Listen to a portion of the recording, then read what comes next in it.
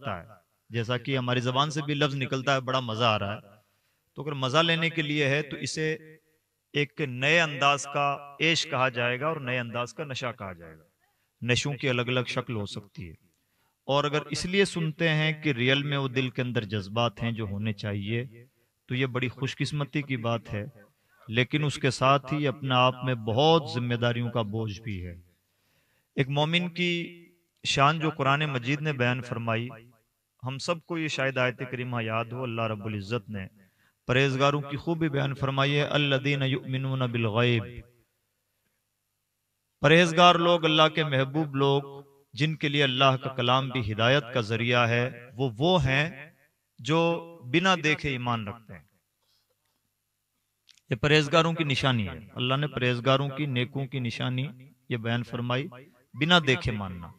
بنا دیکھے ماننے کا مطلب ایمان اسلامیات کے بارے میں اندھا یقین ہے۔ تو کیا ہمارے ساتھ ایسا ہے؟ جب اسلامیات کے سلسلے میں یقین کا یہ حال ہوتا ہے تو وہ تمام چیزیں جو ابھی ہمیں نظر آ رہی ہیں نا، تو باتیں غوث اعظم رضی اللہ تعالیٰ عنہ کی ہم کر لیں، دوسرے بزرگوں کی کر لیں، لیکن اگر ان کی تعلیمات پر، ان کی شخصیتوں پر ویسا یقین نہیں جیسا یقین ہونا چاہیے، تو وہ فیض نہیں مل پاتا جو ملنا چاہیے۔ اسلام ایسا خوش قسمت مذہب ہے، ہماری خوش قسمتی ہے کہ اللہ نے ہمیں اسلام دیا۔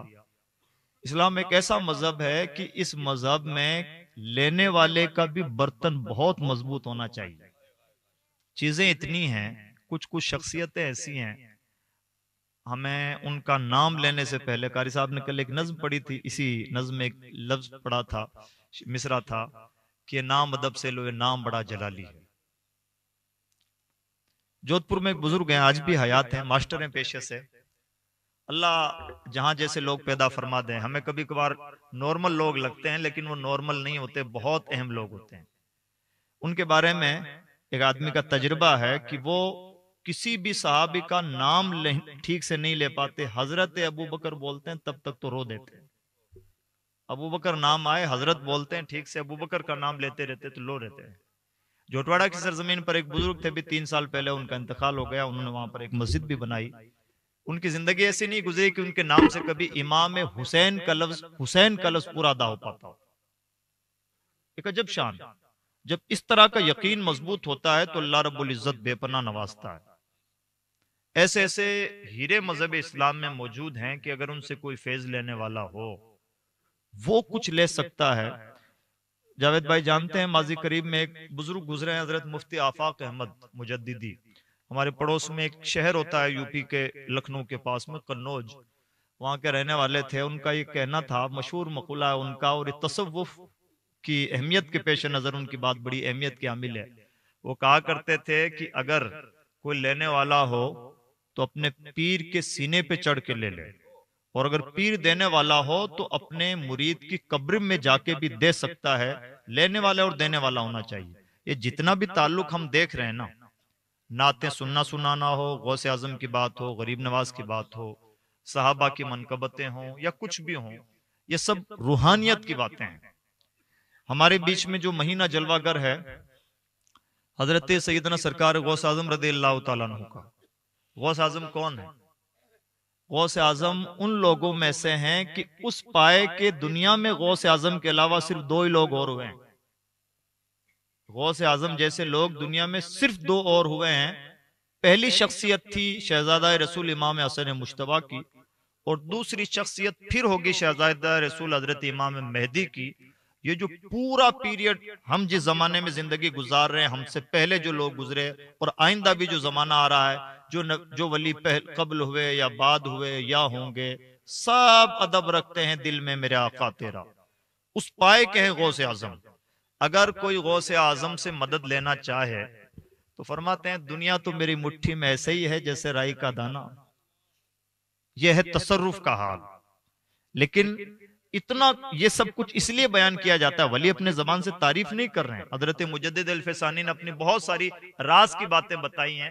ولی چلتے چلتے یہ راز کی باتیں اور بڑی باتیں اور اللہ کا ان پر جو بے پناہ انعام رہتا ہے، کبھی کبھار یوں کہہ دیتے ہیں تاکہ سمجھنے والے سمجھ جائیں کہ اگر مجھ سے لینا چاہو تو آج دینے کے لیے تیار ہوں، نہ لینا چاہیں تو لوگ صرف کرامتوں میں الجھ کے رہ جاتے ہیں. کرامتیں ولیوں کے لیے بہت چھوٹی چیزیں ہیں. غریب نواز اس لیے نہیں تشریف لائے تھے کہ انا ساگر کو کوزے میں بھریں اور اونٹ کو بٹھائے رکھیں.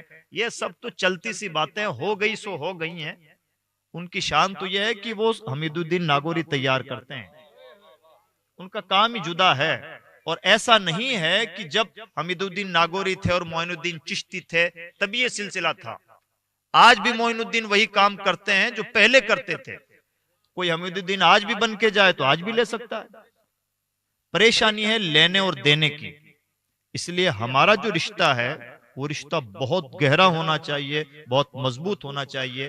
ان شارٹ بات یہ ہے, اس کو نوجوان توجہ فرمائیں, ان شارٹ بات یہ ہے تھوڑا سا اپنا روحانی رشتہ مضبوط کریں اور اپنی روحانیت کو سیکل کرنے کی ہم کوشش کریں. یعنی جس طرح سے ہم نام لیتے ہیں, ہمیں نعت سننے میں مزہ آتا ہے, اس کے ایک ایک بول پر بھی ہماری روحانی کیفیت جدا ہونی چاہیے. نعتوں میں دم بتاؤں آپ کو, حضرت علامہ عبد الرحمن جامی نے ایک نعت کہی اور دل میں ارادہ یہ تھا کہ بارگاہ رسالت میں جا کے نعت سنائیں گے. حضور مکہ کے والی کے خواب میں تشریف, مدینہ کے والی کے خواب میں تشریف لائے اور فرماتے ہیں ایک شخص ہے عبد الرحمن جامی, وہ آنا چاہتا ہے مدینہ میں, اس کو مدینہ کی سرحد میں داخل نہ ہونے دینا. اگر وہ آ گیا اور اس نے مجھے نعت سنا دی تو مجھے قبر سے ہاتھ نکال کے مصافحہ کرنا پڑے گا. یہ کیفیت آج کیوں نہیں ہوتی؟ یہ چھوٹی چیزیں نہیں ہیں, بات صرف کیفیت کی ہے. حضرت امام شرف الدین بصیری علیہ رحمہ, جن کا قصیدہ بردہ, جن کا مبدل قصیدہ بردہ ہم سنتے ہیں, مولا صلی وسلم, یہ تو بدلا ہوا شعر ہے.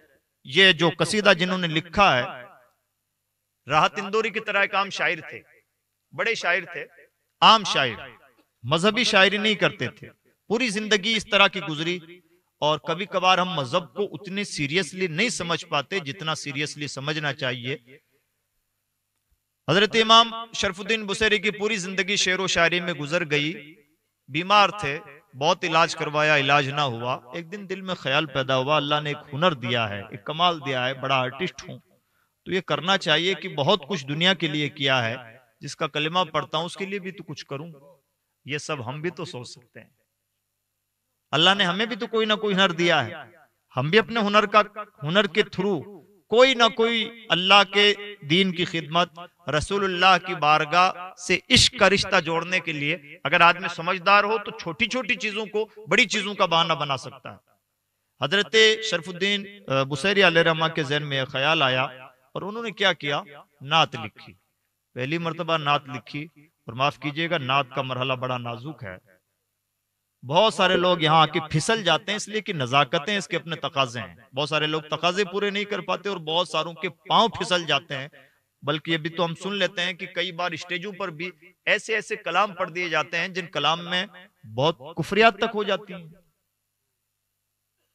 جانے کیا کیا کلام اب چل رہے ہیں, اللہ خیر فرمائے. شرف الدین بصیری علیہ رحمہ نے وہ نعت لکھی اور اللہ کی توفیق کہ 170 اشعار لکھ ڈالے. بارگاہ رسالت میں اب میں بتانا چاہتا ہوں, دیکھیے بارگاہ کتنی بڑی ہے اور نوازشیں کتنی عام ہیں. کبھی کوئی شعر و شاعری بارگاہ رسالت کے لیے نہیں کی, کوئی نعت نہیں لکھی, پہلی نعت لکھی ہے اور وہ بھی مصیبت میں نبی کی یاد آئی. جب کہیں علاج نہیں ہوا تو خیال آیا کہ سب کچھ دنیا کے لیے کیا ہے, مشاعرے پڑھے ہیں, وظیفے لیے ہیں, نوابوں کی اور بادشاہوں کی تعریف کی ہے, جس کا کلمہ پڑھتے ہیں اس کے لیے بھی تو کچھ کریں. یہ 170 اشعار لکھے سو گئے. رات میں حضور تشریف لائے, جسم پر ہاتھ پھیرا, بیماری بھی دور ہو گئی. حضور نے تحفے میں ایک چادر عطا فرمائی.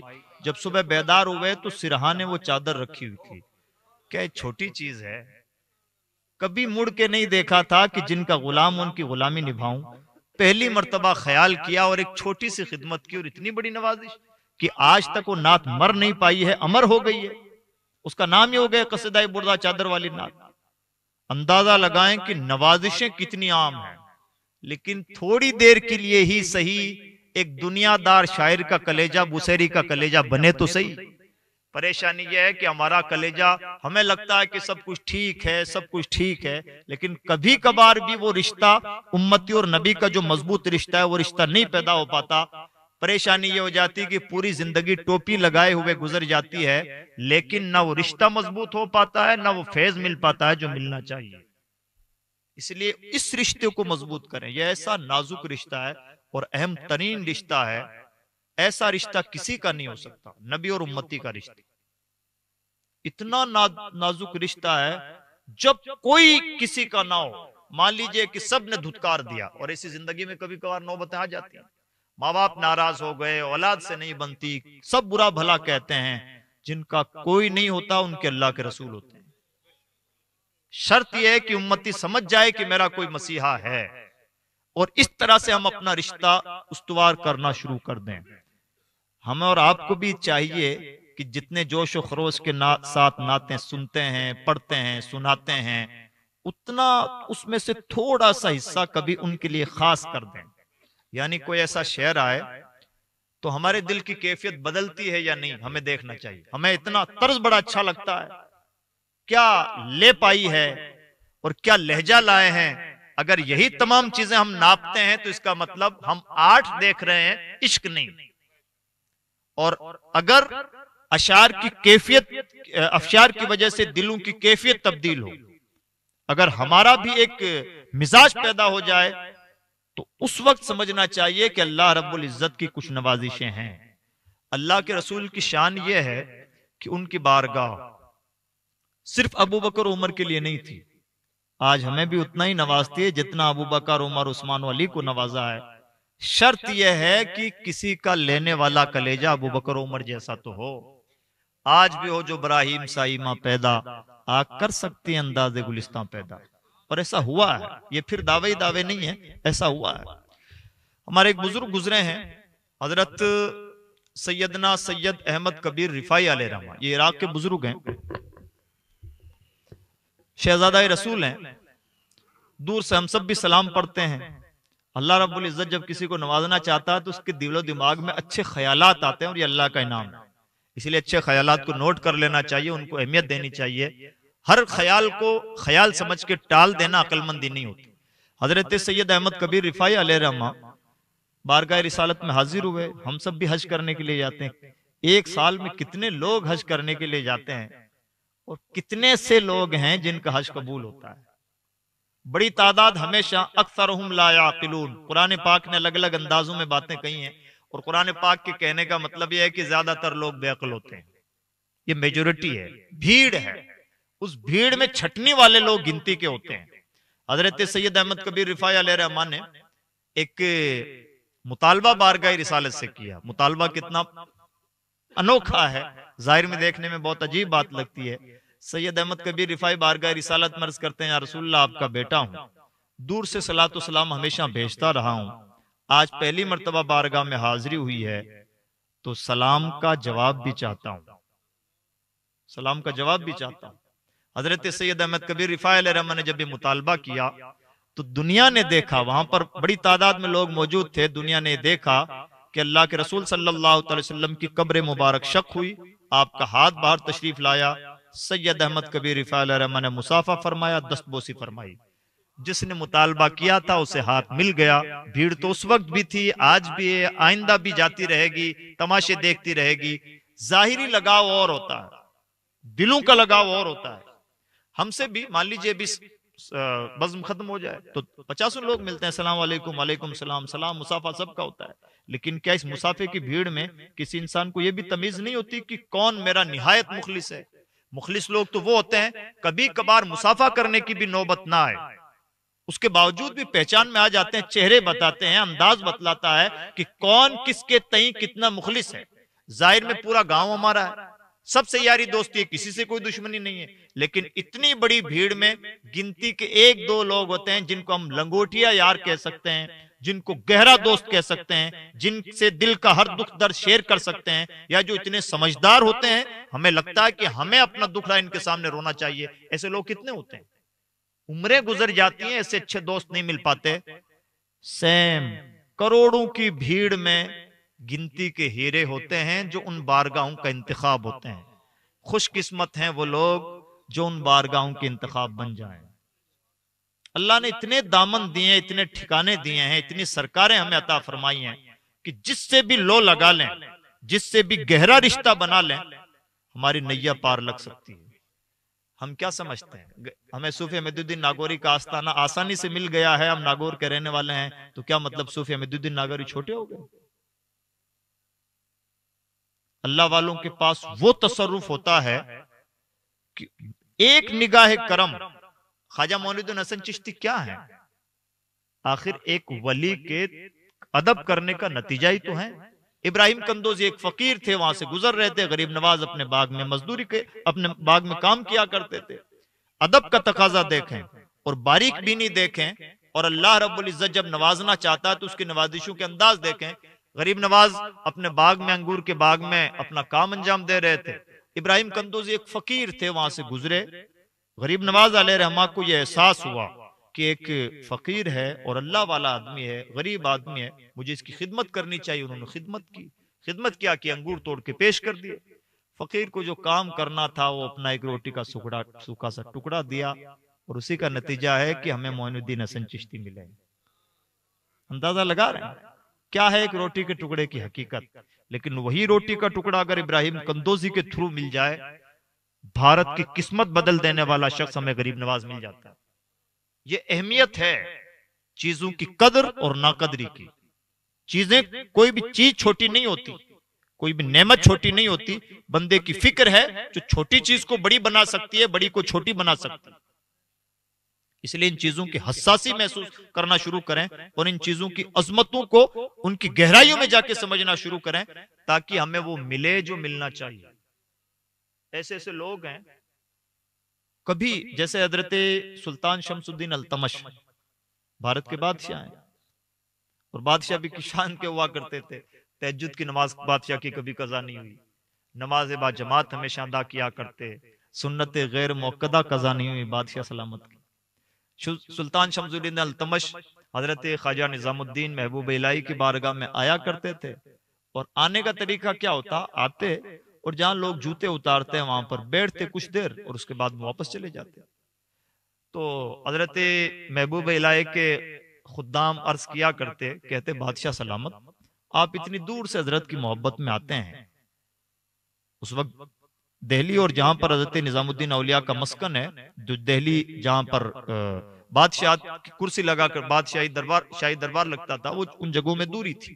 دہلی بھی تو بہت بڑا ہے۔ تو حضرت سلطان شمس الدین التمش کا جواب، وہ کہتے کہ بادشاہ سلامت آپ اتنی دور سے آتے ہیں، نہ حضرت سے مصافحہ کرتے ہیں، نہ حضرت کا دیدار کرتے ہیں، اور آتے ہیں وہاں سے محنت کر کے، اور یہاں جہاں لوگ جوتے اتارتے ہیں وہاں بیٹھتے ہیں اور چلے جاتے ہیں۔ سلطان شمس الدین التمش کا جواب ہوتا کہ اللہ کے ولی کے دربار میں جوتے اتارنے والی جگہ تھوڑی دیر بیٹھنے کا موقع مل جائے، یہی میرے لیے سعادت کافی ہے۔ یہ ہے چیزوں کی نزاکت۔ جب احساس اتنا تیز ہوتا ہے تو نوازشیں بھی اسی قدر ہوا کرتی ہیں۔ اللہ والوں کو کچھ کہنا سننا نہیں ہوتا، دلوں کا گداز صرف یہ نوٹ ہوتا ہے۔ مت رونا روئیے غریب نواز کے بارگاہ میں جا کے، میں بڑا پریشان ہوں، میرا یہ کام نہیں بنا، میرا وہ نہیں ہوا، مجھے اس نے ستایا، میرا یہ دکھڑا ہے اور میری ضرورتیں ہیں۔ کہنے کی ضرورت نہیں، دل کی کیفیت کیا ہے۔ بات صرف فیصلہ اس پہ ہونا ہے، دل کی کیفیت۔ انہیں دکھڑوں کی ضرورت نہیں، ان کے سامنے دکھڑا رونے کی ضرورت نہیں، حاجتیں پیش کرنے کی ضرورت نہیں۔ دل ویسے ہی کھلے ہوئے ہیں جیسے شکلیں ہمارے سامنے کھلی ہوئی ہیں۔ آپ کے سامنے کوئی آ کے یہ کہتا ہے صاحب میں آ گیا ہوں، کوئی کہنے کی ضرورت نہیں، ہماری آنکھیں سلامت ہیں، ہم دیکھ رہے ہیں کہ آپ سامنے موجود ہے، کوئی فرق نہیں پڑتا۔ اللہ والوں کے سامنے دلوں کا دکھڑا نہیں رویا جاتا، کیفیت کے ساتھ حاضری ہو، اور وہ حاضری، ان حاضریوں کے آداب ایسے ہوتے ہیں عزیز دوستو۔ ایک بڑی جماعت ایسی رہی ہے اسلام میں، بارگاہ رسالت میں جانے کی ہمت نہیں پاتے تھے۔ یہ کہنا آسان ہے، ہم کہتے ہیں دور سے کہ یا رسول اللہ ہم آپ کے دربار میں حاضر ہوتے ہیں۔ بہت سارے اللہ والے ہیں جو دعا کرتے ہیں پروردگار بس تیرے نبی کی غلامی ہمیں دور سے بھلی، ہماری آنکھوں میں اتنا دم نہیں کہ بارگاہ رسالت میں ہم حاضری بھی دے سکیں۔ یہ بھی دلوں کی کیفیت ہوا کرتی ہے۔ بات صرف دلوں کی کیفیت پر ہے۔ اگر ہم چاہتے ہیں کہ کچھ لیں، دینے کو تو اللہ والوں کی تو شان جدا ہے. حضرت شاہ عبدالعزیز محدث دہلوی فرماتے ہیں جب کسی بندے کا انتقال ہوتا ہے نیکی کے ساتھ تو اللہ رب العزت اس کا پاور بڑھا دیتا ہے. ہمیں لگتا ہے کہ زندے زیادہ پاورفل ہوتے ہیں، سچائی یہ ہے کہ زندوں سے بھی زیادہ مردے پاورفل ہوتے ہیں. شرط یہ ہے کہ مردے نیک مردے ہوں، نیک مردے زیادہ پاورفل ہوتے ہیں. اگر کوئی اللہ والے ہیں، کوئی بھی آستانہ، ایک آستانہ بھی بندہ پکڑ لے اس کی قسمتیں بدل دی جاتی ہیں. شرط یہ ہے کہ دلوں کے گداز کے ساتھ آستانے پکڑے جائیں. آج ہم مسلمانوں کا جو میجر پرابلم ہے وہ یہی ہے، ہم ہزار دامن ہماری مٹھیوں میں ہیں، ان کا دامن ان کا دامن، یہ اور وہ. بہت اچھی بات ہے، سب رہیں، سب کی قدر ہونی چاہیے، سب کے ساتھ اخلاقیات کا مظاہرہ ہونا چاہیے، لیکن دلوں کی کیفیت تو کہیں پر بھی بیدار نہیں ہو پاتی. نتیجہ یہ نکلتا ہے جیسے ہمارے مارواڑی میں کہا جاتا ہے کہ بہت سارے ماماؤں کا جو بھانجا ہوتا ہے وہ بیچارہ بھوکا رہ جاتا ہے. ہماری پریشانی یہی ہے، اتنی بھیڑ میں ہم کسی سے بھی فیض نہیں لے پاتے، کسی سے بھی لو نہیں لگا پاتے، اور ہم ہواؤں میں جا کر آ کر رہ جاتے ہیں. اجمیر شریف بھی حاضری دے لی، ہمارے یہاں کلچر ہے نا، صاحب ایک ٹور پہ نکلے ہیں تو کلیر شریف بھی حاضری ہو گئی، بریلی شریف بھی حاضری ہو گئی، اور مجدد صاحب کے یہاں بھی حاضری ہو گئی. میاں یہ گنتیاں ہوئی ہیں، اسے حاضریاں نہیں کہا جاتا.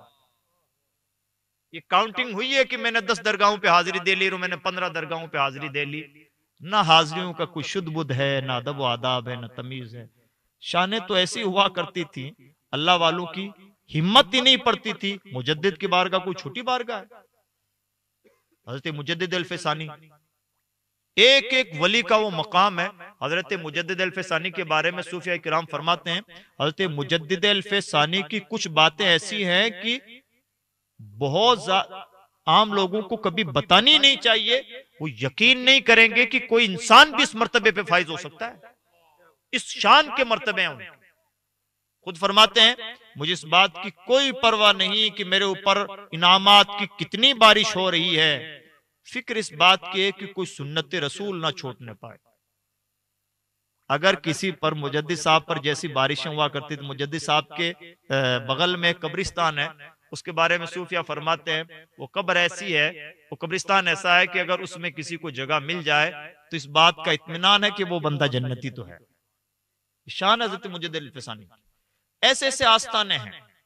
یہ جو حضرت سیدنا غوث اعظم رضی اللہ تعالیٰ عنہ کے ختم قادریہ اس میں قصیدے میں جو باتیں بیان کی گئی ہیں کہ مجھے اللہ نے یہ مقام عطا فرمائے، یہ مقام عطا فرمائے، یہ چھوٹی بات ہے. وما منہا شہور ولا دہور، کوئی ایسا زمانہ نہیں، کوئی ایسا مہینہ نہیں جو میری اجازت کے بغیر طلوع ہو جاتا ہو. کس پائے کا تصرف ہے اور کتنا بڑا مقام و مرتبہ ہے. یہ غلاموں کا حال ہے جن کی ہم نعتیں سن رہے تھے. میں نے ابتدائی نہیں کیا کہ وہ بارگاہ کیسی ہے، ہم اس لائق نہیں ہے کہ اس بارگاہ کی عظمتوں، نوازشوں اور اس کے فیوز و انعامات کے بارے میں بات کر سکیں. عجب بات تو یہ ہے جب کوئی ولی بہت بڑا ہوتا ہے تو وہ اس لائق بن پاتا ہے کہ غوث اعظم سے فیض لے سکے. ہر ولی غوث اعظم سے فیض لینے کے لائق نہیں بنتا. امام اعظم کا وہ مقام و مرتبہ ہے. صوفیاء کرام فرماتے ہیں کہ جناب امام اعظم کی قبر کے سامنے جا کے بیٹھ کر کے فاتحہ پڑھنے کے لیے بھی آدمی کو بہت پائے کا ولی ہونا چاہیے، تب جا کے سمجھ پاتا ہے کہ میں کس آستانے پہ حاضر ہوں. جو غوث اعظم کے بھی آقا ہیں، جو امام اعظم کے بھی آقا ہیں، جو نبیوں کے بھی آقا ہیں، رسولوں کے بھی آقا ہیں، اور جن سے حضرت ابراہیم کو بھی استغنا نہیں، وہ بارگاہ کتنی عالی بارگاہ ہے. اس کی شان، اس بارگاہ کی شان تو یہ ہے کہ جس پر نگاہ پڑ گئی اب دنیا کا کوئی غوث اعظم اس شخص کے مرتبے تک نہیں پہنچ سکتا. کتنی بڑی بات ہے. صحابی کسے کہتے ہیں؟ صحابی رسول کا مطلب جنہوں نے اللہ کے رسول صلی اللہ علیہ وسلم کا ایمان کی حالت میں دیدار کر لیا. اتنا بڑا مرتبہ صحابی کا، کوئی غوث اعظم پوری زندگی عبادتیں کرتا رہے صحابی کے مرتبے تک نہیں پہنچ سکتا، اس لیے کہ رسول اللہ سے ملاقات ہو گئی ہے.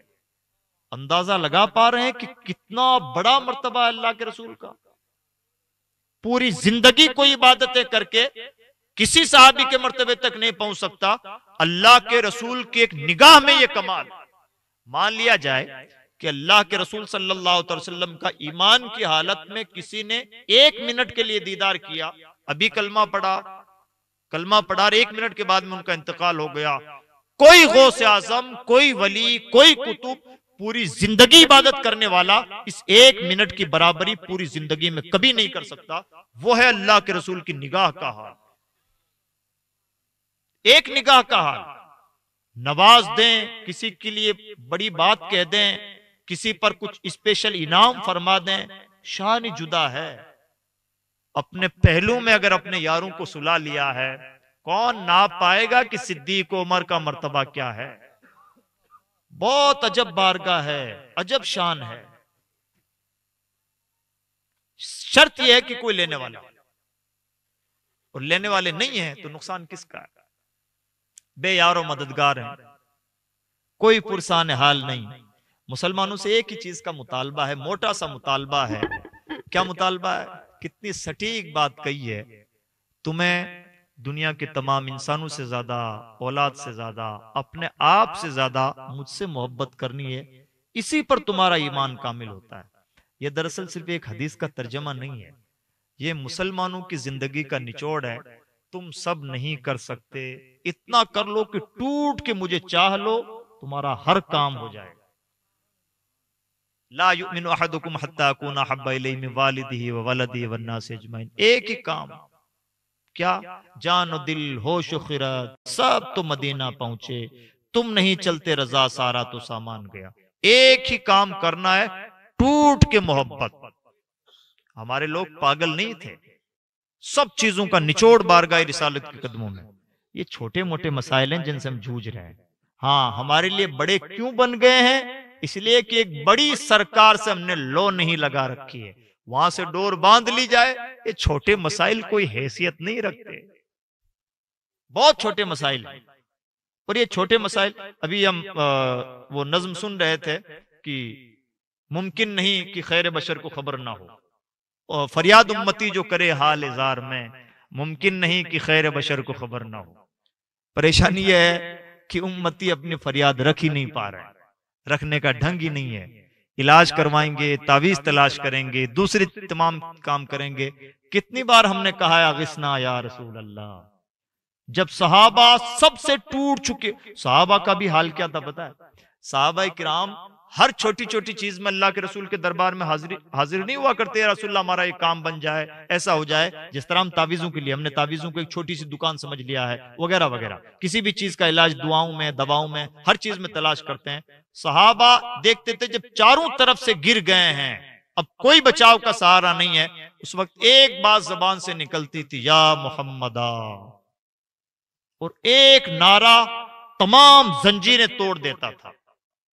پریشانی آج ہمارے دائیں بائیں بھی بہت ہیں۔ اب دو طریقے ہیں، یا تو ہم اتنے بڑے، اتنے پاورفل اور اتنے زیادہ مقتدر بن جائیں کہ تمام پریشانیوں کو اپنے پاور کے بلبوتے پر دور کر سکیں، یا پھر یہ ہے کہ اگر یہ سب کچھ نہیں ہے تو ایک بڑی سرکار سے سچی لو لگا لیں، وہی بڑی سرکار، وہی ڈور تمام کام بنا سکتی ہے۔ یا تو حکومتوں کا پاور ہمارے پاس ہو، تعلیم کا پاور ہو، اکنومی کا پاور ہو، پولیٹکس کا پاور ہو، اتنا زیادہ ہم پاورفل ہوں ہر اینگل سے کہ ہمارا کوئی کام نہ رکے، کوئی پریشانی نہ آئے۔ اور یا پھر یہ ہے مادی طاقت، مادی طاقت۔ اور دوسری طاقت کیا ہے؟ دوسری طاقت ہے روحانی طاقت، اور وہ روحانی طاقت ہے اللہ کے رسول سے مضبوط ترین رشتہ۔ کرنا کیا ہے؟ تنہائیوں میں اپنا محاسبہ کریں۔ ہمارے کوئی والد صاحب ہیں، ان سے ہمارا ایک رشتہ، ہماری کوئی اولاد ہے، ان سے ہمارا ایک رشتہ، بیوی سے ایک رشتہ، دوستوں سے ایک رشتہ، نبی سے بھی تو کوئی رشتہ ہے۔ کیا رشتہ ہے؟ کیا کر رہے ہیں نبی کے لیے، اور کیا کرنا چاہیے؟ اس رشتے کو نبھانے کے لیے بہت کچھ کرنے کی ضرورت نہیں، تنہائی میں تھوڑی دیر کے لیے غور کریں، یا رسول اللہ بڑی بھول ہوئی، ہمیں خبر ہی نہ تھی کہ آپ اتنے بڑے ہیں اور آپ کا یہ مقام و مرتبہ ہے، اللہ نے بن مانگے ہمیں آپ کا دامن دیا تھا، لیکن ہم زندگی بھر ناقدری کرتے رہے۔ ہم سونے کے اوپر بیٹھ کر کے پائی پائی کے محتاج ہوتے رہے، ہمیں خبر ہی نہ تھی کہ آپ کی بارگاہ کتنی بڑی ہے، ہم نے آپ تک، آپ کے قدموں تک پہنچنے میں بڑی دیر کر دی، اس کے لیے معذرت چاہتے ہیں، آئندہ ہمیں اپنے غلامی میں قبول فرمائیں، اور اب میں اپنا رشتہ استوار رکھنے کے لیے آپ کی بارگاہ میں درود و سلام پیش کیا کروں گا، آپ کی بارگاہ سے لو لگایا کروں گا، آپ کی بارگاہ میں تنہائی میں آپ کا ذکر ہے، آپ کی فکر ہے، آپ کی سنتوں کی پیروی ہے۔ حضرت مجدد الفسانی علیہ رحمہ کو تیار کرنے کے لیے ایک اسپیشل شخصیت کو روحانی طور پر افغانستان سے بھارت کی سرزمین پر بھیجا گیا، اور ان کا نام ہے حضرت خواجہ باقی باللہ۔ مجدد الفسانی کے بالکل ہم عمر ہیں، مجدد صاحب جس سال پیدا ہوئے ہیں ان کے پیر و مرشد خواجہ باقی باللہ بھی اسی سال پیدا ہوئے ہیں۔ خواجہ باقی باللہ بہت پائے کے ولی ہیں، دہلی کی سرزمین مہرولی میں آپ کا مزار ہے۔ خواجہ باقی باللہ کی سب سے بڑی کرامت یہ ہے کہ مجدد الفسانی کے پیر ہیں، ایک ہی کام، سب سے بڑا کام، جس کا اس پائے کا شخص جس کا مرید ہو، اور مجدد کو یہ حکم تھا کہ تمہیں خواجہ باقی باللہ کا مرید ہونا ہے، ایک کام پیر کا اور ایک کام مرید کا، بس یہ اسپیشل ڈیوٹی بارگاہ رسالت سے حضرت خواجہ باقی باللہ کو دی گئی تھی۔ نتیجہ یہ حضرت مجدد الفسانی وہ قیمتی شخصیت ہیں، پیر کو چھوڑیے، مرید پر غوث اعظم کو ناز، خواجہ خواجگاں کو ناز، حضرت خواجہ بہاؤالدین نقشبند کو ناز، حضرت شیخ شہاب الدین سہروردی کو ناز۔ ان روحانی بزرگوں نے اسپیشل طور پر اللہ کے رسول کی بارگاہ سے مطالبہ کیا تھا کہ یا رسول اللہ ہمیں شیخ احمد سرہندی چاہیے۔ اللہ کے رسول صلی اللہ علیہ وسلم حضرت غوث پاک چاہتے تھے کہ شیخ احمد سرہندی مجددی میرا مرید بنے، حضرت میرے سلسلے میں مرید بنے، حضرت خواجہ معین الدین حسن چشتی چاہتے تھے کہ چشتی بنے، شیخ شہاب الدین سہروردی چاہتے تھے کہ سہروردی بنے، اور خواجہ بہاؤالدین کا مطالبہ یہ تھا کہ وہ نقشبندی بنے۔ اللہ کے رسول نے اسپیشل فیصلہ فرمایا شیخ احمد نقشبندی بنے گا، فائدہ سب کو پہنچائے گا۔ ہم کہتے ہیں کہ ہم قادری ہیں، کتنی قیمتی ہوگی وہ شخصیت جس کے لیے قادریت کے آقا کہتے ہیں کہ میرا مرید اسے بنایا جائے۔ وہ شخصیت حضرت مجدد الفسانی کی، ایسی شخصیتیں تیار کی جاتی ہیں، اور اس شخصیت کی زندگی کا نچوڑ کیا ہے؟ حضرت مجدد کی زندگی کا نچوڑ، مجدد کی زندگی کا نچوڑ یہ ہے، مجدد صاحب کی اپنی معلومات کے مطابق اللہ کے رسول کی کوئی ایسی سنت نہ تھی جو مجدد سے چھوٹی ہو۔ اگر کوئی سنت انہیں خبر لگ گئی، وہ سنت ان سے چھوٹی نہیں ہے۔ ایک انسان کی شخصیت کا درجہ کمال یہ ہے یا رسول اللہ آپ نے جو کر دیا ہے مجھے وہ کرنا ہے۔ یہ جب اس طرح سے غلامی ہوتی ہے، اور جب کوئی اپنے آپ کو اس قدر سرنڈر کر دیتا ہے، نوازشوں کی بات ہی جدا ہوتی ہے۔ اعلیٰ حضرت کے ہم بڑے گنگان کرتے ہیں، کیا خوبی اعلیٰ حضرت امام احمد رضا خان کی؟ کیا صرف اتنی سی بات ہے کہ وہ بڑے عاشق، بڑی کتابیں انہوں نے لکھی؟ ان سے زیادہ کتابیں لکھنے والے آج بھی موجود ہیں، پہلے بھی تھے، ان سے ضخیم کتابیں لکھنے والے موجود۔ اعلیٰ حضرت کا کلام کمال یہ نہیں ہے کہ انہوں نے کتابیں بہت زیادہ لکھی ہیں، بے شک کتابیں لکھی ہیں، بے شک علمی شخصیت ہیں، بے شک وہ مجدد ہیں۔ امام احمد رضا خان محدث بریلوی کے من جملہ کمالات میں ایک اہم ترین کمال یہ ہے، انہوں نے دو بڑی بارگاہوں سے اپنے آپ کو جوڑا، ولیوں میں سب سے بڑا آستانہ غوث اعظم کا، نبیوں میں سب سے بڑا آستانہ اللہ کے رسول کا۔ یہ دو سرکاریں کافی ہیں، ادھر سب سے بڑے، ادھر سب سے بڑے، اور جس کو بھی جوڑا، دوستی، دشمنی، یاری، جو کچھ ہے صرف اللہ کے رسول کے لیے۔ اللہ کے رسول کا کوئی دشمن اسے ایسے نکال کے پھینک دو جیسے آٹے سے بال نکالتے ہو، اور آپ کا کوئی دوست ہمارے سر آنکھوں، کوئی فرق نہیں پڑتا کہ کس کا مشرب کیا ہے، کس کا موقف کیا ہے، کہاں کی پیدائش ہے، ہمارے لیے جو کچھ بھی ہے اللہ کے رسول کی ذات ہے۔ نتیجہ کیا ہے؟ ہم ہر ربیع الشریف کے موسم پر سنتے ہیں کہ نئی نئی نعتیں مارکیٹ میں آتی ہیں، یہ بھی ایک مارکیٹ ہے، مارکیٹ میں نئی نئی نعتیں آتی ہیں، اور 2 سال کے بعد میں نعتیں پھر گم ہو جاتی ہیں۔ اعلیٰ حضرت کی نعتیں کبھی پرانی کیوں نہیں ہوتی؟ اعلیٰ حضرت کی نعتیں تو پرانی نہیں ہوتی، ان پہ نئی نئی تزمینیں لکھی جا رہی ہیں، نئے نئے انداز میں پڑھی جا رہی ہیں۔ ہر شاعر کا کلام پرانا ہو جاتا ہے، ان کا کلام پرانا کیوں نہیں ہوتا؟ عربی میں تو بہت کچھ لکھا گیا ہے، اردو تو بہت محدود زبان ہے، عربی تو آج بھی دنیا کی 23 کنٹریز کی زبان ہے، قصیدہ بردہ ہی کیوں مشہور ہے؟ بات ہے یہی جس چیز کو اللہ کے رسول کی بارگاہ میں مقبولیت مل جائے اسے کوئی مار نہیں سکتا، چاہے وہ شخصیت ہو، چاہے وہ شاعری ہو، چاہے وہ کتاب ہو۔ اللہ کرے کہ ہم بھی اس بارگاہ کے غلاموں کے دور کے کئی غلام بن جائیں، اور ایسے غلام کی پارائے دل بھی نہ نکلا دل سے تحفے میں رضا، ان سگانے کو سے اتنی جان پیاری واہ واہ۔ اگر دور کا بھی رشتہ ایسا قائم ہو جائے تو اس رشتے کی بنیاد پر وہ روحانی برکتیں محسوس ہوں گی جس کی شان جدا ہے۔ امید کرتا ہوں کہ انشاءاللہ ایسا کرنے کی کوشش کریں گے۔ کیا کرنا ہے؟ درود شریف، اللہ کے رسول سے رشتہ مضبوط کرنا، آپ سے استمداد کرنا یعنی مدد طلب کرنا، تنہائی میں آپ کے بارے میں سوچنا، آپ کی محبت میں مست رہنا، آپ کی سنتوں کو اپنانا، یہ ہم اپنی زندگی کا موٹا موٹا معمول بنا لیں، اور پھر دیکھیں کہ اس بارگاہ سے نوازشیں کیسی ہوتی ہیں۔ اللہ ہمیں کہنے سننے زیادہ عمل کی توفیق بخشے۔ لا الہ الا اللہ محمد رسول اللہ۔ السلام علیکم ورحمۃ اللہ وبرکاتہ۔